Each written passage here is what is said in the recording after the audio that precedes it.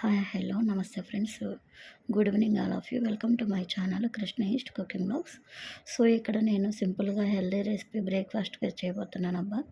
So అది ఎలా చేశాను ఏంటన్నది నేను ఈ వీడియోలో మీకు షేర్ చేయాలనుకుంటున్నా. ఇక్కడ వచ్చేసి నేను తెల్ల జొన్నలు తీసుకున్నానబ్బా. ఇక్కడ ఒక కప్పు 8 అవర్స్ నానబెట్టాలి కదా. సో అందుకని నేను మార్నింగ్ నానబెడుతున్నాను. ఈ నానబెట్టేసాక ఇంక ఇది వచ్చేసి ఈవినింగ్ అనమాట.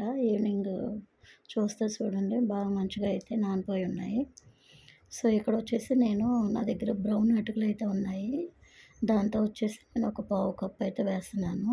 దీనిలోకి వచ్చేసి పచ్చి కొబ్బరి ముక్కలు కూడా వేస్తున్నాను అబ్బా కొంచెం. అవి కూడా వేసుకొని మంచిగా ఒక 5 మినిట్స్ అలాగైతే నానబెట్టుకున్నాను. సో ఇదంతా ప్రాసెస్ నేను మిక్సీలో చేస్తున్నాను అనమాట. ఒక కప్పే కదా, అందుకని చెప్పేసి ఇంకా మిక్సీలో రుబ్బేసుకుంటున్నాను.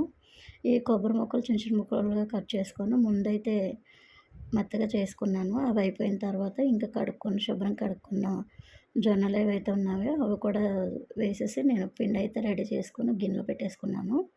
సో ఇది వచ్చేసి దానిలోకి 2 సెట్ అయ్యాయి. కారం కారంగా ఉంటాయన్నమాట, చాలా బాగుంటాయి. అవి ఒకటి వచ్చేసి పల్లి చట్నీ, నెక్స్ట్ పచ్చిమిరపకాయలు ఎండుమిరపకాయల చట్నీ ఒకటి చేయబోతున్నాను అబ్బా. ఇక్కడైతే కావాల్సినవి వేసుకొని నేను వేరుశనగ గుళ్ళు మంచిగా వేపుకుంటున్నాను. సో ఇక్కడైతే ఇవన్నీ కొంచెం ఆయిల్ అయితే పోసుకొని ఇక్కడ వచ్చేసి నేను పల్లీల చట్నీకి చేసుకున్నాను. అదే పనిలో కొంచెం ఆయిల్ అయితే వేసుకున్నాను అబ్బా. ఇది పచ్చిమిరపకాయలు ఎండుమిరపకాయల చట్నీకి అనమాట. సో కొంచెం పచ్చనిపప్పు, మినపప్పు, ధనియాలు కూడా వేసేసుకున్నాను. కొంచెం అవి చిటపటలాడేదాకా రోస్ట్ చేసుకొని ఇక్కడైతే నేను పచ్చిమిరపకాయలు, ఎండుమిరపకాయలు, కొంచెం కొత్తిమీర, ఎల్లుల్లిపాయలు కూడా వేసేసి నేను డైరెక్ట్గా వేపేసుకుంటున్నాను. సో కొంచెం సిమ్లో పెట్టుకొని వేపుకుంటున్నాను, మళ్ళీ మాడిపోతాయి కదా. సో అందుకని చెప్పేసి నేను ఇక్కడైతే ఆఫ్ చేసేసాను. సో ఇవి కూడా నేను మిక్సీలో అయితే పట్టేసుకుంటున్నాను. నైట్ చేసుకొని పెట్టుకుంటే ఎర్లీ మార్నింగ్కి కొంచెం వర్క్ తగ్గిద్ది కదా, ఇంకా అందుకని చెప్పేసి నేను నైటే చేసి పెట్టేసుకుంటాను. సో ఇక్కడ కొబ్బరి కూడా వేసాను పల్లి చట్నీకి, అది రెడీ అయిపోయింది. ఇది పచ్చిమిరపకాయలు, ఎండుమిరపకాయలు కదా, కొంచెం మంటగా ఉంటుందని లైట్గా బెల్లం అయితే వేసాను అబ్బా. సో మీకు ఇష్టమైతే వేసుకోండి, లేకపోతే స్కిప్ చేసేయచ్చు. సో ఇక్కడైతే నేను తాళం పెడుతున్నాను. కొంచెం ఆయిల్ వేసుకొని జీలకర్ర, ఆవాలు, కొంచెం కరివేపాకు వేసాను. ఇంకెందుకంటే పోపులు గట్ట ఏమి వేయట్లేదు, తాలింపు దినుసులు. సో అది వేగిపోయిన తర్వాత నేను ఇక్కడైతే చట్నీలు అయితే రెడీ చేసుకున్నాను. సో ఇక్కడ పిండి రెడీ అయిపోయింది. మార్నింగ్కి చట్నీలు కూడా రెడీ అయిపోయినాయి. సో ఇక నేను మార్నింగ్ అయితే నేను ఎలా వస్తాయంటే జొన్న దోశలు వేసి చూపిస్తాను. ఇదిగోండి, ఇది ఎర్లీ మార్నింగ్ అనమాట. ఇదిగో పిండి, చలికాలం కదా ఎక్కువ పొలేయటం లేదు. సో ఇదిగో ఇక్కడైతే చేసుకొని నేను దోశ అన్నాను కదా, నా దగ్గర ఉన్న చిన్న పాన్ అయితే ఉంది. ఇంకా పాన్లో వేసేసుకొని ఇక్కడైతే నేను మూత పెట్టేసుకొని కొంచెం ఉడకబెట్టుకున్నా.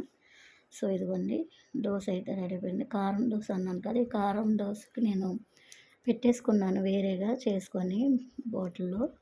సో ఇది వీడియో కట్ చేయలేదు. ఇదిగోండి రెడీ అయిపోయింది. సో మన దగ్గర కారం రెడీగా ఉంటే ఇలాగ దోశ పైన వేసుకుంటే బాగుంటుంది అనమాట.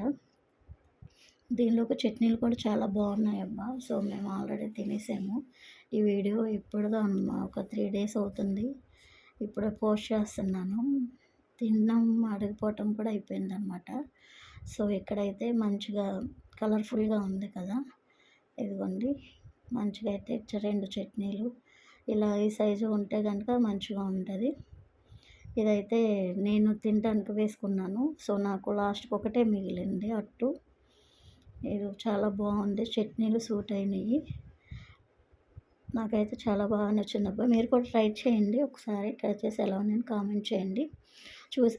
చూసి వెళ్ళిపోకుండా కొంచెం సబ్స్క్రైబ్ చేయండి అబ్బా. కొత్త వాళ్ళకి కూడా మీరు ఇప్పటిదాకా నన్ను ఎవరైతే చేసుకున్నా అందరికీ చాలా థ్యాంక్స్ అబ్బా. ఎవరైనా మెసేజ్ చేస్తున్నా నేను రిప్లై ఇవ్వడానికి ఎలా వెళ్తారు. ఇదిగో ఇక్కడ పిండి కూడా గిన్నె ఖాళీ అయిపోయింది. ఓకేనా ఫ్రెండ్స్, ఇప్పటిదాకా నా వీడియోలు చూసి నన్ను సపోర్ట్ చేస్తున్న వాళ్ళందరికీ thank you for so much. Subscribe చేసుకోండి. బాయ్.